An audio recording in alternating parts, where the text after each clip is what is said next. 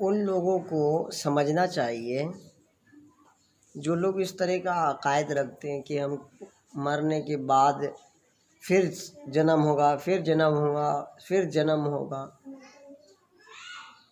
اسے یہ سوچنا چاہیے کہ اگر پھر جنم ہوتا تو پھر آبادی کیسے بڑھتی؟ ابھی ہم پیدا ہوئے پھر مر جائیں گے، پھر کسی کے ماں کے ذریعے پیدا ہوں گے، تو ہم دنیا کی آبادی کتنی بڑی ابھی ہوئی ہے، یہ بڑھتی کیا؟ کبھی بڑھتی؟ کبھی نہیں بڑھتی۔ اور بعض لوگوں کا عقائد ہے کہ مرنے کے بعد اچھا کام کرے گا تو اچھے گھر میں پیدا ہوگا، برا کام کرے گا تو غریب میں پیدا ہوگا، جانور بنے گا، کتا بنے گا۔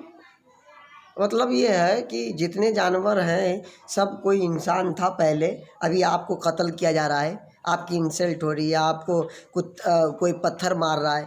یقینی بات ہے، کتا کو پتھر مارتے کہ نہیں مارتے محلے کے بچے لوگ؟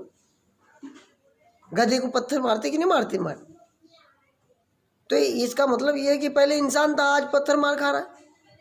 یہ سب لغویات ہے، آبادی نہیں بڑھتی اگر ایسا رہتا تو۔ آپ کے 7 جنم ہوتے تو قرآن کو بھلا دے گا، عمل نہیں کرے گا، تو اس کو اللہ تعالیٰ قیامت کے دن یعنی پوری دنیا ختم ہو جائے گی پھر زندہ ہوگی، اس دن کوڑی بنا کے اٹھائے گا۔ اب یہ قیامت دن کے لیے ہے، لیکن لوگ سمجھتے ہیں کہ دوسرے جنم میں کوڑی بنا کے اٹھایا جائے گا۔ اسی طرح کوئی بھیک مانگتا ہے تو بھیک مانگنے میں حضور صلی اللہ علیہ وسلم نے فرمایا کہ جو کوئی بھیک مانگتا ہے قیامت کے دن وہ اس کے چہرے سے گوشت نکال دیا جائے گا، اس سمجھ میں آ جائے گا کہ وہ بھکاری ہے۔ تو یہ سب چیز قیامت کے بعد کے لیے، جب پوری دنیا ختم ہو جائے گی اور حساب و کتاب کا وقت ہوگا، میدان حشر میں جمع ہوں گے، اس وقت کے عکس پیش کیا گیا ہے کہ ویسا ہوگا، اس لیے تم دنیا میں اچھے کام کرو، بھیک مت مانگو، قرآن کو یاد کرو تو اس پہ عمل کرو، مرنے کے وقت تم کو قرآن یاد رہے۔ ہم دیکھتے ہیں جب مسلم کنٹری ہے وہاں بوڑھے سے بوڑھے لوگ قرآن کو زبانی حفظ ایسے پڑھتے ہیں ماشاءاللہ۔ ان لوگ کو ایک فکر ہے، جو نیک لوگ ہیں، بزرگ لوگ ہیں، ان لوگ کے قرآن ہمیشہ یاد رہتے۔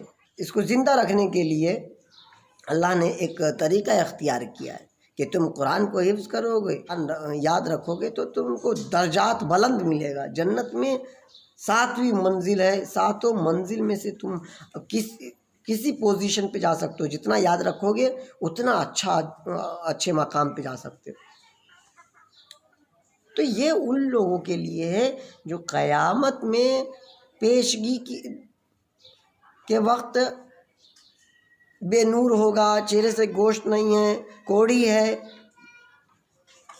یہاں کے لیے نہیں ہے کہ دوسری جنم پیدا ہوئے گا تو آدمی کتا بنے گا، سور بنے گا، بلی بنے گا۔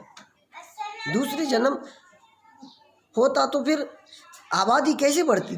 ہمارے ہندوستان میں 130 کروڑ آبادی ہے، تو پوری دنیا میں آبادی ہے، اس کا مطلب یہ ہے کہ اللہ نے ایک کو دوسرے جنم کے لیے نہیں بلکہ اس کو اسی زندگی کے ساتھ جنت میں پیش کیا جائے گا، اور برا ہوگا تو جہنم میں پیش کیا جائے گا۔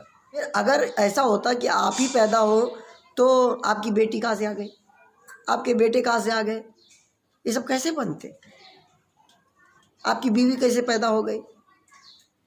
یہ سب آبادی اللہ تعالیٰ نے اس عورتوں کو، پوری دنیا کو انسانوں کے لیے بنایا ہے، اور انسان کو اپنی عبادت کے لیے بنایا ہے۔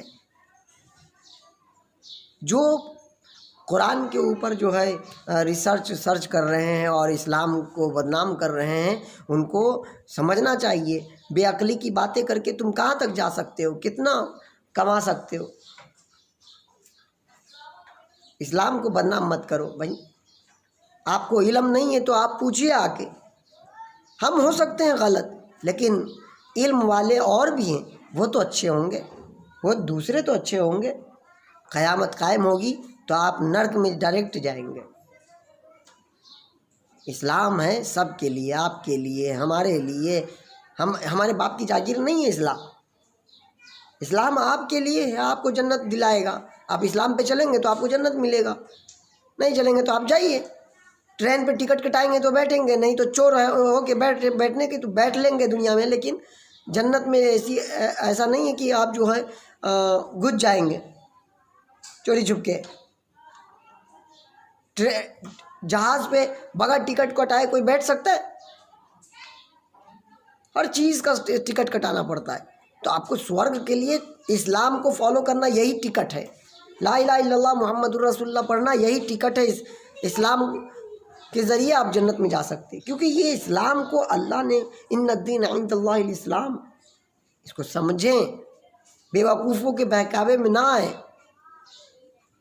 اس بات کو, اس پیغام کو اپنے تمام ہندو بھائی مسلم بھائی سب تک پہنچا دیں, شاید ان کو ہدایت مل جائے, کہیں مرنے سے پہلے توبہ کرنے کی توفیق مل جائے, سمجھ بوجھ آ جائے.